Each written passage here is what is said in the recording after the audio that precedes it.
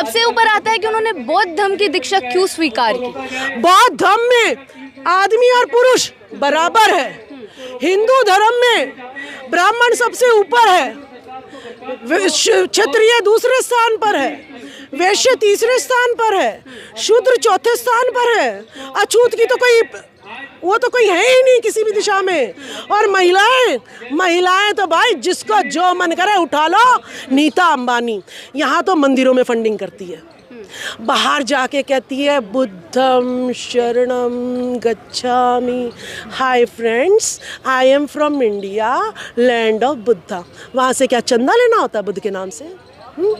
वहां से चंदा लेना होता है तो मोदी कहता है बौद्ध की धरती से आया हूं, और यहाँ जय श्री राम के नारे के लिए तुम जो है फंडिंग करते हो। गौतम बुद्ध हैं जो किसी को ना अछूत मानते हैं, ना स्वर्ण मानते हैं, और ना महिलाओं को ताड़न का अधिकारी मानते हैं। तो अगर कोई धर्म है हमारा तो वो धर्म है बौद्ध धर्म है। और जहां भी खोदोगे तुम मस्जिद खुदवाओ, मंदिर निकलेंगे, हम मंदिर खुदवाएंगे, बौद्ध विहार निकलेंगे। नमस्कार, आप देख रहे थे जनता लाइव, मैं हूं आपके साथ रवीना।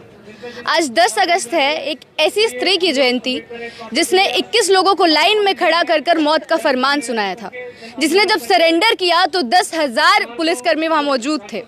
इतना खौफ, इतना डर कि प्रशासन भी उसके आगे कुछ ना कर पाया। कहीं ना कहीं बोला जाता है कि जो बागी होते हैं वो परिस्थितियां उनके लिए जिम्मेदार होती हैं, और इस शख्सियत का भी कुछ ऐसा ही हाल था। दबा कुचलापन, सारी चीज़ें, पूरी चीज़ों ने मिलकर एक ऐसी महिला को खड़ा किया जो इतनी सशक्त थी कि अपना जो चीज़ें हुई उसका बदला लेने के लिए खुद ही आगे आ गई। हम बात कर रहे हैं बेंडित क्वीन फूलन देवी की।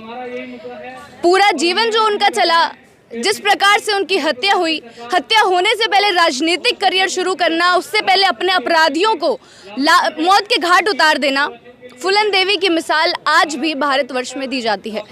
और जब मरण का समय आया, फिर जब यह सारी चीज़ें हो रही थी, जब उनको पता चल गया कि उन्होंने अपना एक नाम बना लिया है, लोगों के बीच में स्त्रियों के लिए एक मिसाल खड़ी कर दी है, तो उन्होंने हिंदू धर्म को छोड़ के बौद्ध धर्म को अपना लिया। कुछ ऐसा रहा उनका जीवन का इतिहास। 10 अगस्त 1963 में उनका जन्म हुआ था, और आज ही के दिन, उनकी जयंती के दिन, ये मेरे पीछे कुछ महिलाएं हैं जो उन्हीं की तरह तैयार हो गया जंतर मंतर पर आई हैं, और शायद भारतवर्ष की महिलाओं को कहीं ना कहीं यही संदेश देने की कोशिश कर रही हैं कि जिस प्रकार फूलन देवी ने अपना बदला खुद लिया, स्वयं अपनी हिफाजत की, उसी तरीके से आज की महिलाओं को भी उतना सशक्त होने की ज़रूरत है, उतनी चीज़ें करने की ज़रूरत है कि खुद से वो लोग अपना बचाव कर सकें। राजबाला सैनी जी हमारे साथ मौजूद हैं। मैम, आज आप लोगों को देखा जा सकता है कि फूलन देवी की तरह बनकर आई हैं उनकी जयंती पे, क्यों आना पड़ा जंतर मंतर पर ऐसे? देखिए, मैं एक शिक्षिका थी, फिर मैंने बाबा साहब भीमराव अंबेडकर को पढ़ा। संविधान की, हम भारत के संविधान की हम अपनी जान से ज़्यादा हिफाजत करते हैं, उसका सम्मान करते हैं। लेकिन जिन लोगों के, दुष्ट लोगों के हाथ में हमारा संविधान है, वो आज महिलाओं की इज्जत को तार तार होता हुआ जो है दिन प्रतिदिन जो है देख रहा है। पहले एक फूलन देवी थी, हमने फूलन देवी का जब जीवन परिचय पढ़ा तो उस फूलन देवी में जो है हमने देखा किसी न्यायालय ने, किसी मंत्री ने, किसी सांसद ने, किसी प्रधानमंत्री ने उसको कोई न्याय नहीं दिया। उसके साथ इतनी दरिंदगी की गई कि उस दरिंदगी के बाद अगर वो न्याय नहीं देगा, उसके आसपास के, उसके घर के आदमी, पड़ोस के आदमी, उसके गांव के आदमी अगर सब चुप हो जाएंगे तो बेचारी को रोज बलात्कार, रोज गैंग रेप करवाने से अपने आप को बचाने के लिए उसको हथियार उठाना पड़ा था। आज मणिपुर की घटना देखकर जब सारे देश ने देखा, भारत ने देखा कि किस तरीके से 3 युवतियों को नग्न करके हजारों आदमियों की भीड़ में कोई उसकी योनि छू रहा है, कोई स्तनों पे हाथ लगा रहा है, यह देश के आदमी शर्मसार क्यों नहीं हो गए?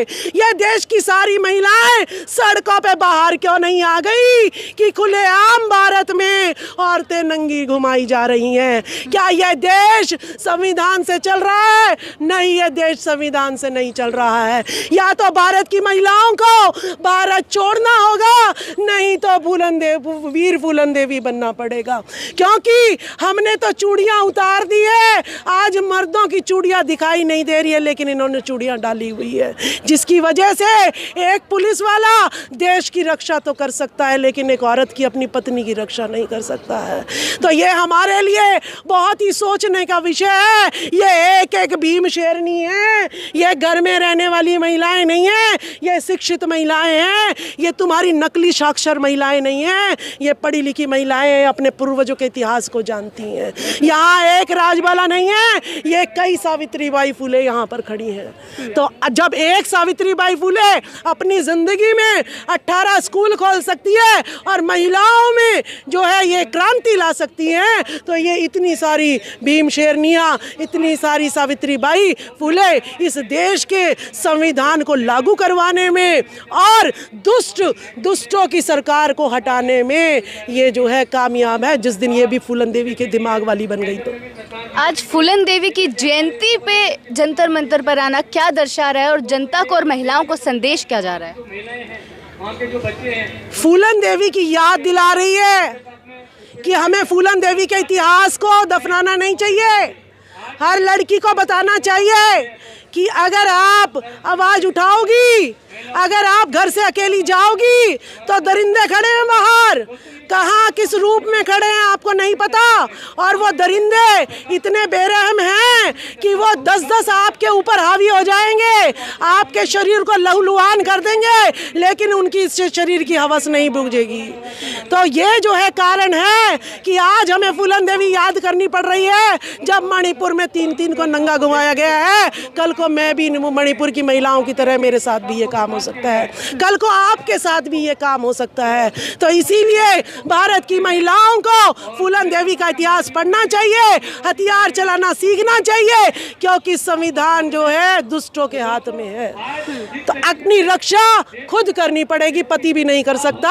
जब पुलिस में जो पति था देश की रक्षा करता है, वो पत्नी की नहीं कर सकता। तो यानी मुझे भी वीर फूलन बनना पड़ेगा, इन्हें भी वीर फूलन बनना पड़ेगा, तभी मेरी इज्जत बच सकती है, तभी मैं अपनी बेटी को बाहर निकाल सकती हूँ, तभी मैं अपनी बेटी को बड़ा कर सकती हूँ। मैं इसलिए अपनी बेटी को बड़ा नहीं कर रही हूँ कि मैं उसको बड़ा करूँ, पढ़ाऊँ और डॉक्टर रेड्डी की तरह जब डॉक्टर बना दूँ तो उसका जो है रेप हो जाए और उसकी हत्या हो जाए।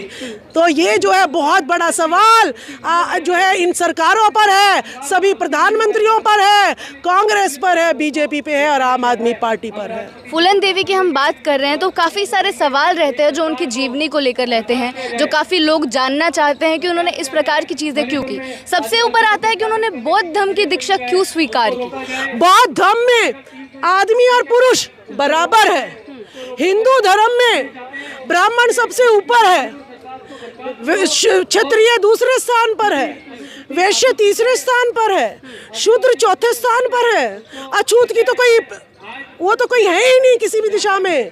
और महिलाएं तो भाई जिसको जो मन करे उठा लो, ये बिना मंगलसूत्र की बिना सिंदूर की जो नजर आए वो खाली प्लॉट है, जाओ उनको निवस्त्र कर दो। तो ये जो है हालात जो है आज जो है देश में देखने को मिल रहे हैं। जो बौद्ध धर्म की दीक्षा ले गई उससे यही सारी चीज़ें बोल जाती हैं कि समता की बात करते हैं, समानता की बात करते हैं, और आज हम भारतवर्ष में भी इन्हीं सारे शब्दों का इस्तेमाल करते हैं कि महिलाएं पुरुषों से कंधा मिलाकर चल रही है, महिला सशक्तिकरण की बात करती हैं। क्या ये मायने में हुआ है भारतवर्ष में? देखिए बिल्कुल सोने की चिड़िया भारतवर्ष रहा है। ठीक है, गौतम बुद्ध के उपदेश थे कि मदिरा से दूर रहो, जो कि महिलाओं के सुख का एक वरदान है। अगर हमारे जो गरीब जनता के जो लोग हैं शराब पीना छोड़ दें तो परिवार सुखी हो जाएगा। उन्होंने कहा है प्रायः स्त्रियों से व्यभिचार छोड़ दो। तो महिलाएं जो हैं आज पीड़ित है, वो तो नकली पत्थर के देवी देवताओं में मत्था उठा रही है और इनके आदमी असली देवियों के बिस्तर पे बैठे हुए हैं। तो इस गौतम बुद्ध ने कहा था कि प्रायः स्त्रियों के साथ व्यभिचार छोड़ दो। गौतम बुद्ध हैं जो किसी को ना छूत मानते हैं, ना स्वर्ण मानते हैं और ना महिलाओं को ताड़न का अधिकारी मानते हैं। तो अगर कोई धर्म है हमारा तो वो धर्म है बौद्ध धर्म है। और जहां भी खोदोगे तुम मस्जिद खुदवाओ, मंदिर निकलेंगे, हम मंदिर खुदवाएंगे, बौद्ध विहार निकलेंगे। आपने ज्ञानवापी का मुद्दा छेड़ दिया जो हाल फिलहाल में देश में काफ़ी चल रहा है और इस पर यही चर्चाएं हो रही हैं कि बौद्ध लोग अब आके बोल रहे हैं कि केदारनाथ, बद्रीनाथ और ऐसी जो भी स्थान है वो कहीं ना कहीं बौद्ध स्थल थे पहले। देखिए 84,000 सम्राट अशोक ने 84,000 बौद्ध विहार बनाए थे जहाँ पे शिक्षा चिकित्सा दी जाती थी। ठीक है, आज जो है आपके बौद्ध विहार जो है मंदिर क्या करते हैं, कितने बाबे तो जेल में पड़े हैं। ये बेरहम लोग हैं, पहले सती प्रथा के नाम पर स्त्रियों का जिंदा जलाते थे, आज तो छोटी लड़की जिंदा जलाई है इन्होंने। ये बेरहम लोग हैं, इनके हृदय में जो है किसी भी प्रकार की दया नहीं है। ये कहते हैं आओ इनका शोषण करो, और भेड़ बकरी को कौन देख रहा है, कहीं जाके मर जाएंगी और नाले में गिरा देंगे। ये इनकी सोच है। जब तक इस सोच के लोग भारत पर राज करेंगे, नीता अंबानी यहाँ तो मंदिरों में फंडिंग करती है, बाहर जाके कहती है बुद्धम शरणम गच्छामि। Hi friends, I am from India, land of Buddha. वहाँ से क्या चंदा लेना होता है बुद्ध के नाम से? वहां से चंदा लेना होता है तो मोदी कहता है बौद्ध की धरती से आया हूं, और यहाँ जय श्री के राम के नारे के लिए तुम जो है फंडिंग करते हो। तो ये दोगलेबाजी, ये डबल इंजन की सरकार नहीं चलेगी। बहुत तुमने जो है हमारे मन को मार डाला है, चीर हरण हमारा कर डाला है। अब ये चीर हरण बर्दाश्त नहीं होगा। जी मैम, आपका क्या नाम है? मेरा नाम विद्यावती है। आज की डेट में जब कहीं ना कहीं बोला जाता है कि महिलाएं या फिर भारतवर्ष फूलन देवी को भूलता जा रहा है, उनके इतिहास को भूलता जा रहा है, क्या फिर से दोबारा वो सारी चीज़ें याद कराने की ज़रूरत है? आज तो है, याद इसलिए कराना ज़रूरी है क्योंकि ये लोग जो हमारे को कुछ समझते ही नहीं है, भेड़ बकरी के समान समझ रहे हैं। वो लोगों को आज बताना है हमें कि हम महिलाओं को कितना जागरूक होना है। हर महिला को एकदम तैयार होना है और इनके साथ दो हाथ करने ही पड़ेंगे, जब ही हमारे साथ ये कुछ हमें न्याय देंगे, नहीं तो ये हमें न्याय देने वाले नहीं हैं। बहुत बहुत शुक्रिया आपका। तो ये जो सारी महिलाएं थी वो आज मणिपुर को लेकर भी आई हैं और इन्होंने ये दिन इसीलिए चुना जो हमने आपको बता दिया। मैम, आज आप लोग यहाँ आए हैं, फूलन देवी की जयंती हम बार बार दर्शकों को बताने की कोशिश कर रहे हैं, किस प्रकार से जोड़ा आपने इन दोनों घटनाओं को? दोनों घटनाएं महिला से रिलेटेड है एक तो, और फूलन देवी जी जो थी उन्होंने एक वीरांगना रही और उन्होंने जो है ठाकुरों ने जो किया उसका बदला लिया। ये बहुत बड़ी बात है। उस समय जो है फूलन देवी जी ने एक प्रेरणा स्रोत है वो महिलाओं के लिए, बहुत बड़ा काम किया उन्होंने समाज की बहुजन महिलाओं के लिए।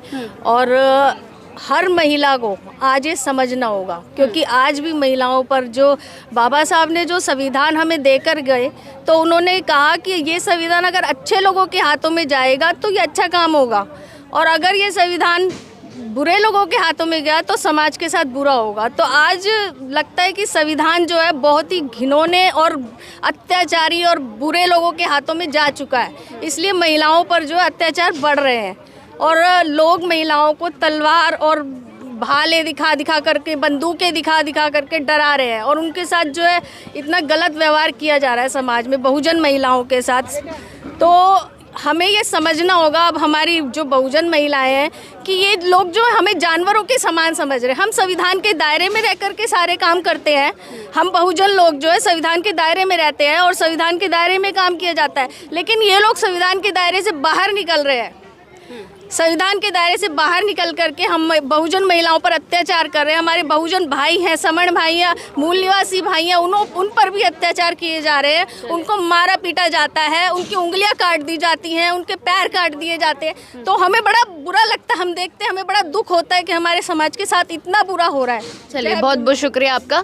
तो उनका यही कहना है कि आज का दिन इन्होंने इसीलिए अपनाया है क्योंकि दोनों ही दिन महिलाओं से रिलेटेड हैं। मणिपुर में जो हुआ वो हम सब ने देखा और आज फूलन देवी की जयंती होना इसी को दर्शा रहा है कि भारतवर्ष में महिलाओं की स्थिति आज की तारीख में क्या है। इसी प्रकार जनता के मुद्दे अब तक पहुंचाते रहेंगे, बने रहे हमारे साथ। शुक्रिया।